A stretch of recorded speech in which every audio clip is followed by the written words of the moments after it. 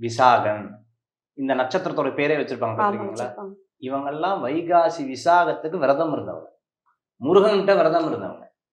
Okay. குழந்தை வரத்துக்காக விரதம் இருந்தவங்க. ம். அதனால தான் விசாகன்னு பேரே வைக்கிறாங்க. சார் வைகாசி விசாகத்தன்னைக்கு என் குழந்தை பிறந்துட்டா சார். விசாக நட்சத்திரம் சார். முருகனே பொறந்துட்டார் சார் ஆ அப்படின்னு. அதுதான்.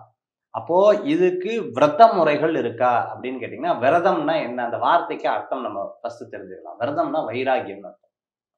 வைராக்கியம்னா என்ன? இப்போ உங்களுக்குள்ள ஒரு வைராக்கியம் இருக்கும். நான் ஜெயிச்சு காமிக்கிறேன். அப்படின்னு ஒரு ஸ்ட்ராங்கான ஒரு வைராக்கியம் வச்சிருப்பீங்க. அதே மாதிரி முருகனை வேண்டதுல ஒரு வைராக்கியம். முருக பக்தர்கள்லாம் பாருங்க அப்படி தலை நிமிர்ந்து தான் எப்பவுமே நடப்பாங்க.